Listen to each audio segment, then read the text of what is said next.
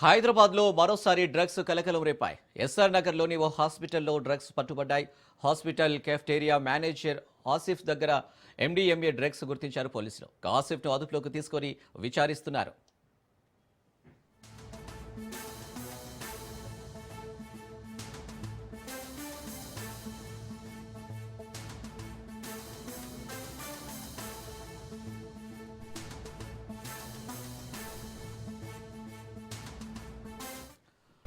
హైదరాబాద్లో మరోసారి డ్రగ్స్ కలకలం రేపాయి. ఎస్ఆర్ నగర్లోని ఓ హాస్పిటల్లో డ్రగ్స్ పట్టుబడ్డాయి.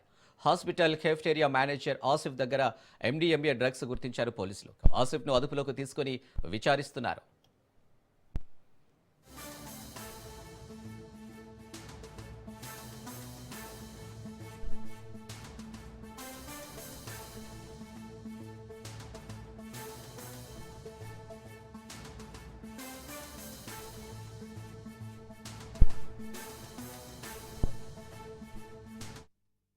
రైట్, ఇక హైదరాబాద్లో మరోసారి డ్రగ్స్ కలకలం రేపాయి. దీనికి సంబంధించి మరిన్ని డీటెయిల్స్ మా క్రైమ్ బ్యూరో చీఫ్ మధు అందిస్తారు. మధు, ఎస్ఆర్ నగర్ లో ఉన్నటువంటి ఓ హాస్పిటల్ ఏదైతే ఉందో ఆ హాస్పిటల్లో కేఫ్టేరియా మేనేజర్ దగ్గర డ్రగ్స్ అయితే అధికారులు గుర్తించారు.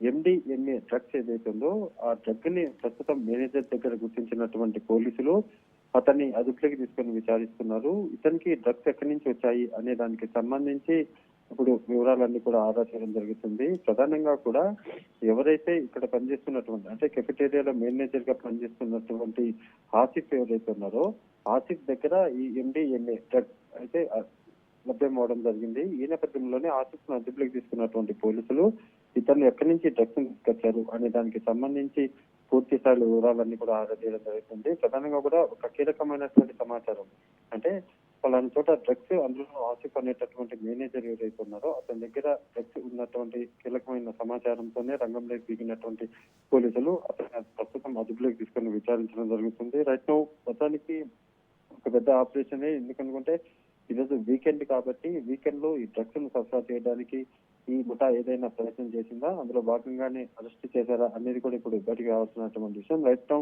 పోలీసులు కేసు నమోదు చేసుకుని మొత్తం దీనికి సంబంధించినటువంటి నిందితులు ఎవరైతే వాళ్ళనైతే విచారించడం జరుగుతుంది. Right Madhu, thank you.